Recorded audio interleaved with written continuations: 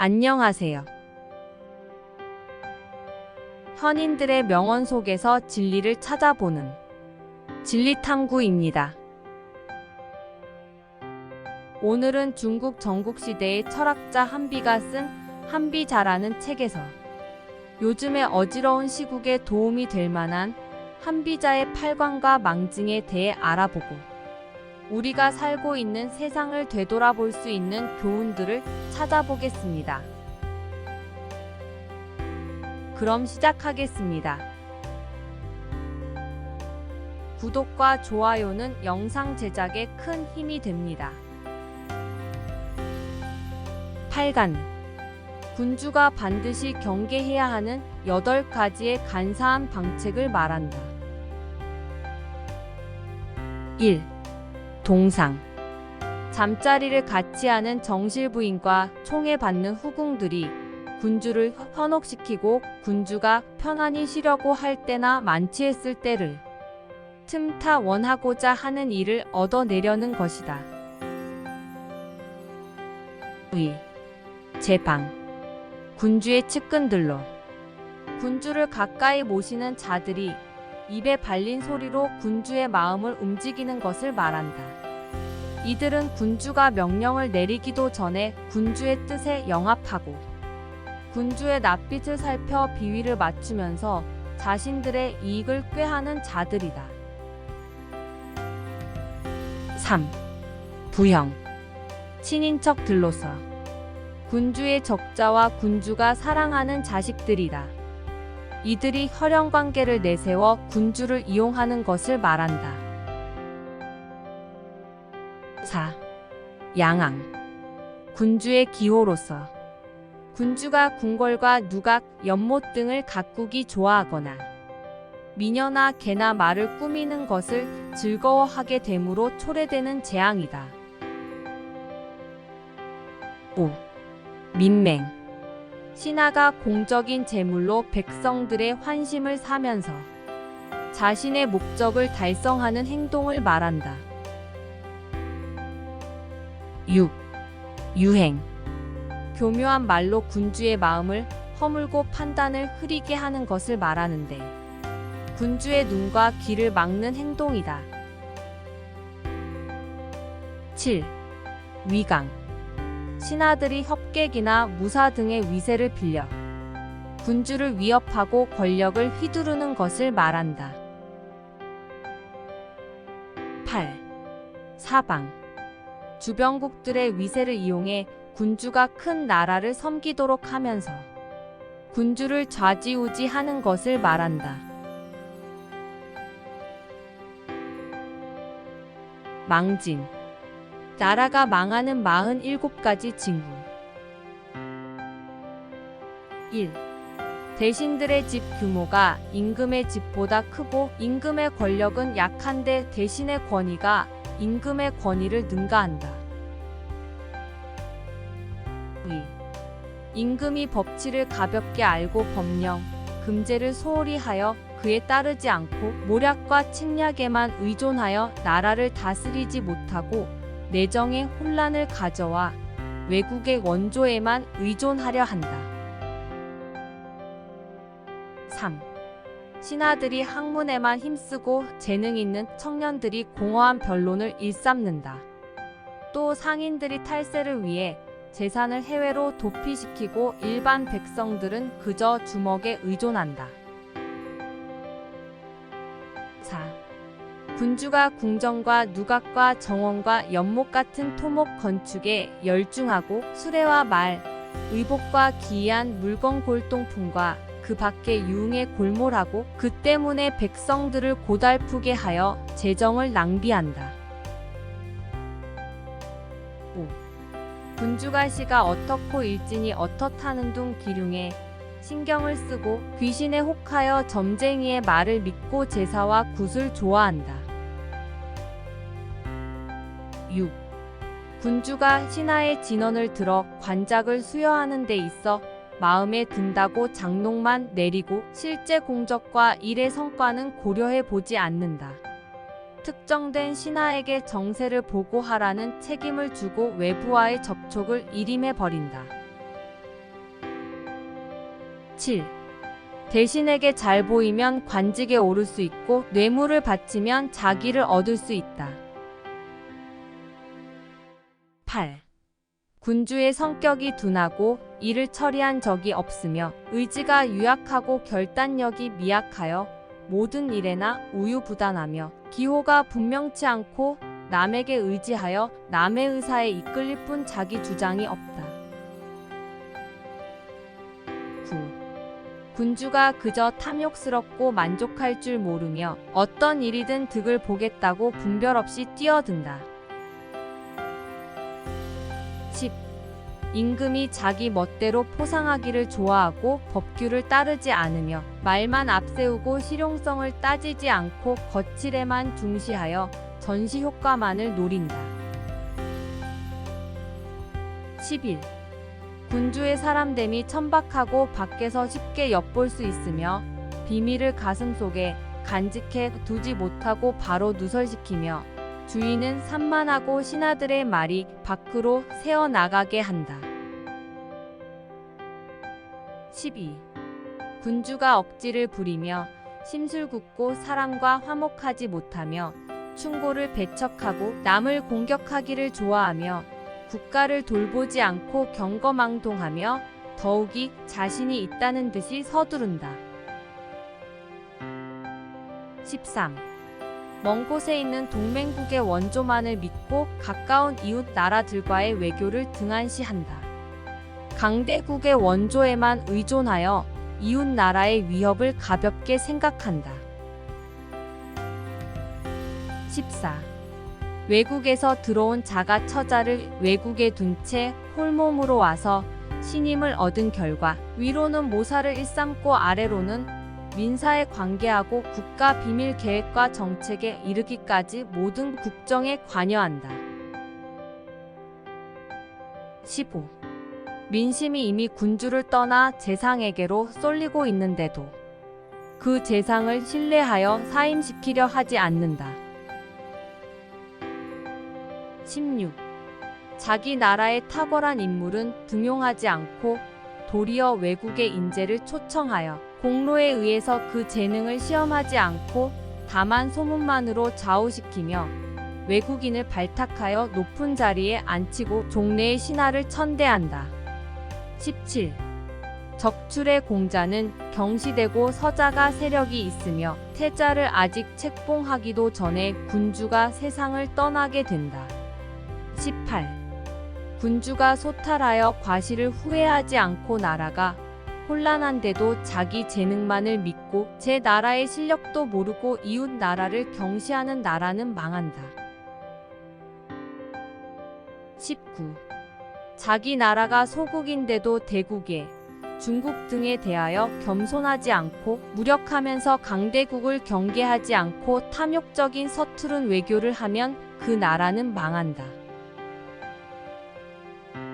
20.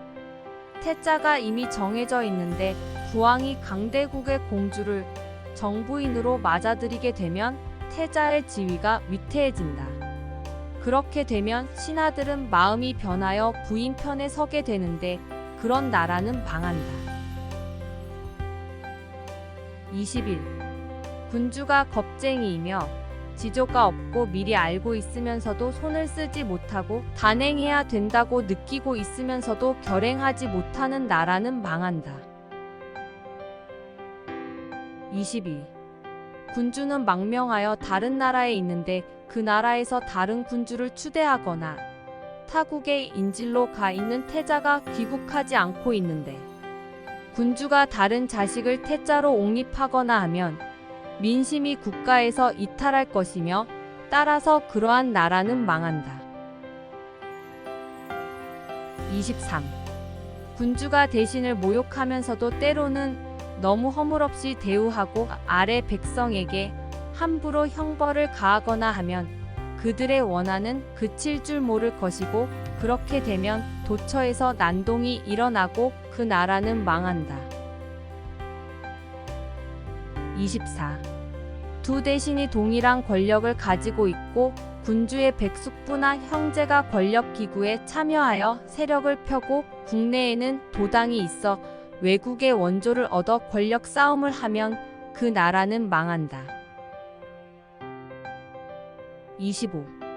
군주가 몸종이나 시녀들의 말을 받아들이고 총신이나 광대의 계획을 실행하면 궁정에 안팎에서 원성을 듣게 될 것이고, 그러함에도 불구하고 거듭 불법을 행하면 그 나라는 망한다. 26. 대신을 소홀하게 대우하고 일족의 존장에게 무례를 범하며 서민을 못살게 굴고 죄 없는 자를 죽이면 그 나라는 망한다. 27. 군주가 법률을 왜곡하며 사사로운 일을 공적인 일처럼 처리하고 법령을 함부로 변경하면서 수시로 호령을 내리면 그 나라는 망한다. 28. 국토에 요새가 없고 성곽도 형편없으며 식량의 저장도 없고 물자도 적으며 방어전의 준비가 없는 나라는 타국이 침공해 오면 곧 망한다. 29.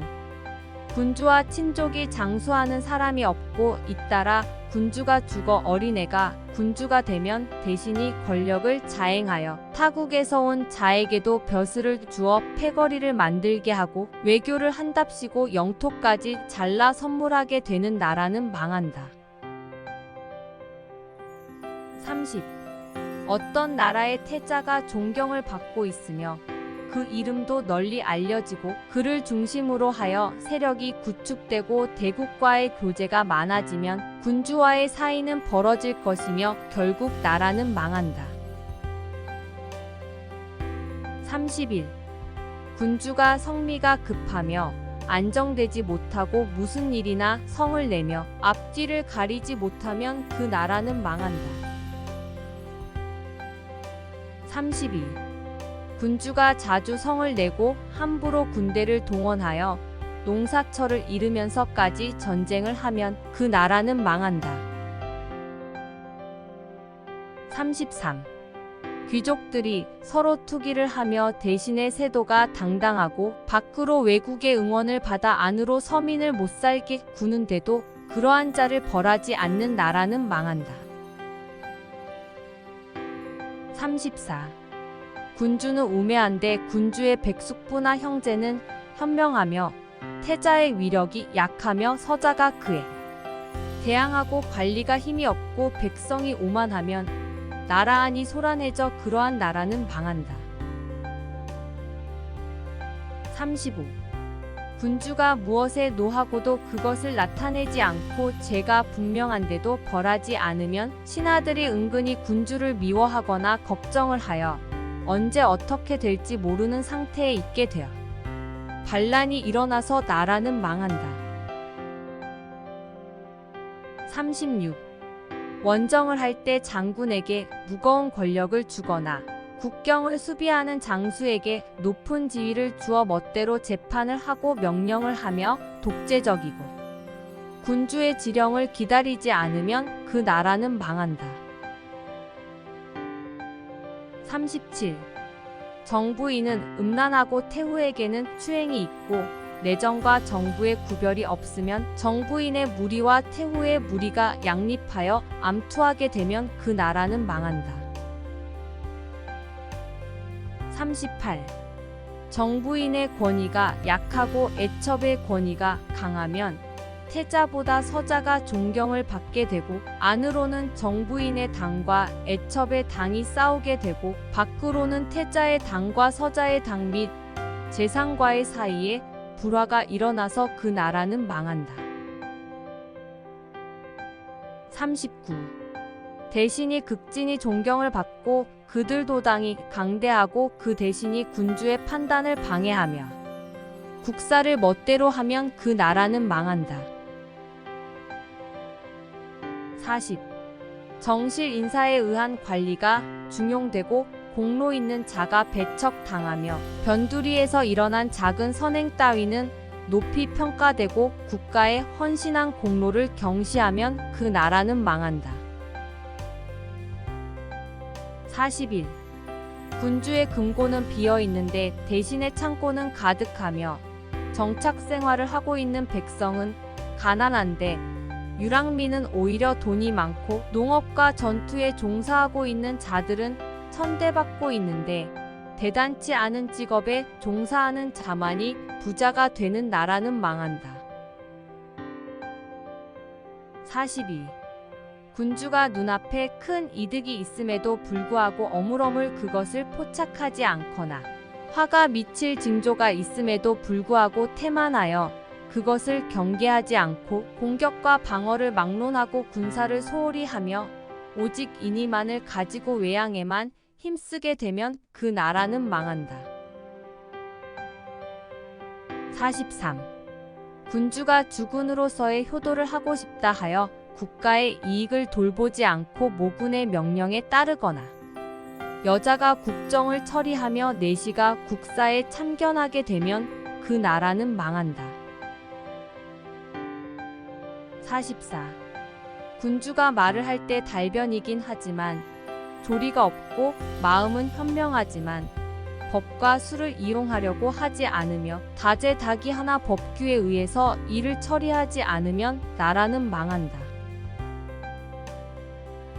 45. 신참의 신하가 진출하고 고참의 신하는 물러서며 미련한 신하가 국정을 다투고 현명한 신하는 물러서며 공로가 없는 자에게 높은 장록을 주고 노고가 많은 자를 천대하면 백성의 원한을 얻게 되어 그 나라는 망한다. 46.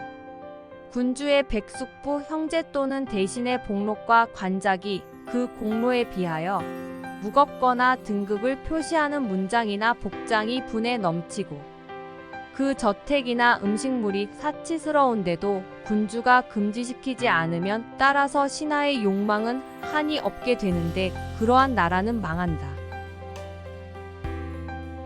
47. 군주의 사위나 손자가 백성과 같은 고을에 살며 그 위세를 앞세우고 마을에서 설치게 되면 그 나라는 망한다. 오늘은 나라와 정세에 대한 한비자의 교훈을 알아보았습니다. 한비자의 교훈에 우리가 살고 있는 지금 시점에 딱 맞는 정답이 들어 있을지도 모릅니다. 긴 시간 시청해 주셔서 감사합니다.